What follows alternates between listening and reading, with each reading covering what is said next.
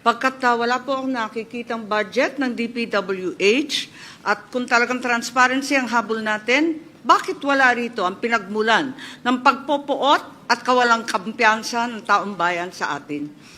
Ito mga kaibigan, magandang gabi, no? May nakita si Amy Marcos, no, na sa DPWH. Sa DPWH na naman, no? Kasi parang may tinatago eh. Pakinggan natin.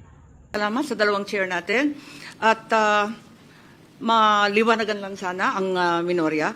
Pagkat wala po akong nakikitang budget ng DPWH at kung talagang transparency ang habol natin, bakit wala rito ang pinagmulan ng pagpopoot at kawalang kampiyansa ng taong bayan sa atin? Dapat mag-umpisa ang usapin dito sa Public Works. Pero wala sa anumang papel, sa 9-page summary o dito man sa binigay sa atin kahapon lamang na reconciliation of disagreeing provisions. Bakit po walang budget yung DPWH? Ang schedule po ng DPWH ay bukas po.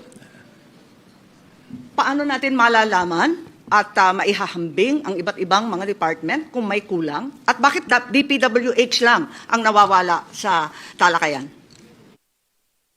Actually, may mga ibang mga items po ho na bukas po itatalakay katulad po ng mga special purpose funds, and program appropriation. So tomorrow po yung program po nandito. Tomorrow po ang tomorrow ho yung pag-uusapan. Pero narito na. Andito naman yung unprogrammed at hinanap ko talaga. Arito naman yung unprogrammed. Dito sa page 31 ng page 32 na kumpleto. Kaya pinagtatakahan ko bakit yung DPWH wala po. At kung tatalakayin bukas, maaari bang ibigay sa amin ng mas maaga pagkat yung committee report, kung maalala ko, ay mahigit kumulang 1,000 at 500 pahina. Noted po. We'll provide Her Honor the documents ahead of time. Kailan kaya matatapos yung DPWH budget? Kasi yun talaga ang inaasahan ng taong bayan. Sa assured po na ipro-provide po sa Her Honor at sa lahat po ng conferees, hindi lang po sa Senate but also sa House of Representatives po. Yun yung diskarte nila, no? Kasi limitado din naman kasi ang panahon ng bicameral conference. No, dapat siguro 3 days before mag-BICAM, binigay na dapat lahat ng kopya. Nung last year sa BICAM report na kung natatandaan nyo, hindi pumirma itong si Senator Amy Marcos sa BICAM kasi nga kulang sa panahon para pag-aralan ang budget.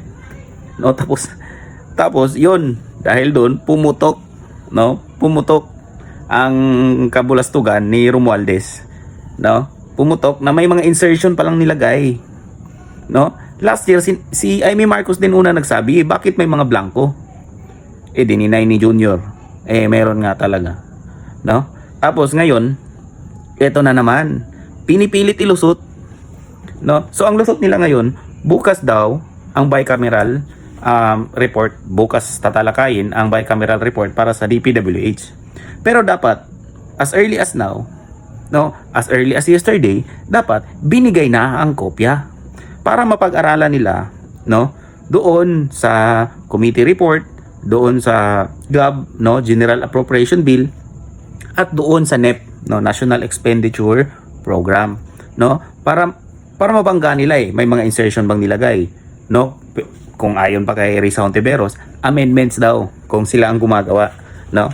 So dapat kasi binibigay yan na maaga para kasi yung mga senador may mga staff yan may mga abogado yan, no, para mahimay nila mismo sa opisina nila kung ano yung nangyayari sa budget, para pagdating doon sa bicameral report i-raise na lang nila yung mga nakita nilang mga anomalya o mga discrepancies kung meron man, no.